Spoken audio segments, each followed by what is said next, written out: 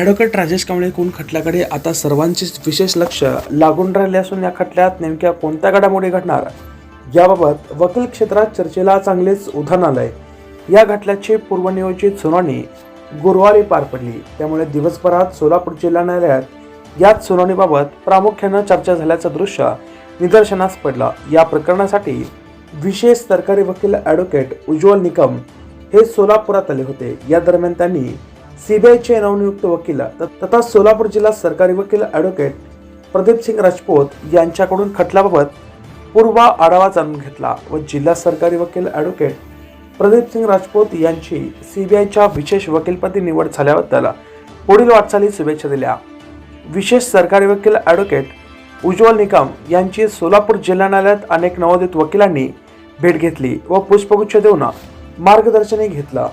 यावेळी पत्रकार नितीन पात्रे, पत्रकार राहुल रणदेवे, के-सिटी न्यूजचे मुख्य संपादक तथा डिजिटल मीडिया असोसिएशन संघटनेचे खजिनदार युवा पत्रकार वैभव गंगणे, पत्रकार रवी ढोबळे यांनीही विविध पत्रकार संघटनांच्या वतीनं विशेष सरकारी वकील ॲडव्होकेट उज्ज्वल निकम व सीबीआयची वकीलपदी निवड झाल्याबद्दल जिल्हा सरकारी वकील ॲडव्होकेट प्रदीप सिंग राजपूत यांचा विशेष सत्कार केला। तदनंतर सोलापूर जिल्हा व सत्र न्यायाधीश संगीता शिंदे यांच्यासमोर सरकारी पक्ष व आरोपी पक्षांनी युक्तिवाद सादर केला। या खटल्यात एकूण 3 आरोपी असून यातील एक आरोपी हा न्यायालयीन कोठडीत आहे, तर इतर 2 आरोपींनी आपली बाजू न्यायालयात मांडण्यासाठी आपापले वकील दिले आहेत। या खटल्यातील आरोपी नंबर 2 यांनी खटला चालवण्यासाठी वकील दिला नसल्यानं सोलापूर जिल्हा सत्र न्यायाधीश संगीता शिंदे यांनी पुढील 18 जानेवारी 2024 रोजी खटल्याच्या सुनावणीबाबत तारीख जाहीर केली आहे। आज या खटल्याच्या चौकशीचे कामकाज त्यामुळे पार पडले नाही।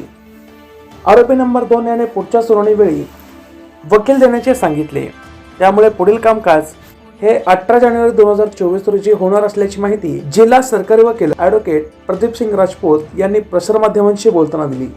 राजेश कांबळे खून खटल्याची सुनावणीसाठी आज सोलापुरातील जिल्हा व सत्र न्यायाधीश श्रीमती संगीता शिंदे मॅडम यांच्याकडे सदरचा खटला फॉर्मल हिअरिंगसाठी नेमण्यात आलेला होता। या खटल्यामधील विशेष सरकारी वकील श्री उज्ज्वल निकम साहेब आज या ठिकाणी या खटल्याच्या कामी न्यायालयामध्ये उपस्थित होते।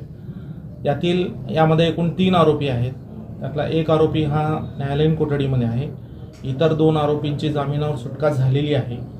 तर यातील 3 पैकी 2 आरोपींनी त्यांचे वकील दिलेले आहेत खटला चालवण्यासाठी। आरोपी नंबर 2 याने त्याचा वकील खटला चालवण्यासाठी दिलेला नसल्यामुळं आज चौकशीचं कामकाज झालेलं नाही। याच्यामध्ये पुढील तारीख जी आहे ती 18 जानेवारी ठेवलेली आहे। 18 जानेवारी 2024 त्या तारखेला आरोपी नंबर 2 याने त्याचं वकील देण्याचं आश्वासन माननीय न्यायालयाला दिलेलं आहे आणि त्याच्या पूर्ततेसाठी पुढील तारीख 18 जानेवारी सदर खटल्यामध्ये नेमलेली आहे। उज्ज्वल निकम साहेबांनी माझं अभिनंदन केलं आणि माझा या सीबीआयच्या विशेष सरकारी वकीलपदी नेमणूक झाल्यामुळे त्यांनी माझा सत्कार केला आणि शुभेच्छा दिल्या आणि त्यांनी असं सांगितलं की त्यांच्यापेक्षा जास्त नाव माझं होईल असं त्यांनी आशा देखील व्यक्त केली आणि मी त्यांना आश्वासित केलं की मी तुमच्यापेक्षा जास्त नाव नाही पण कमीत कमी तुमच्या बरोबरीने तरी नाव कमवण्याचा प्रयत्न करेन। Like, subscribe, click on the bell.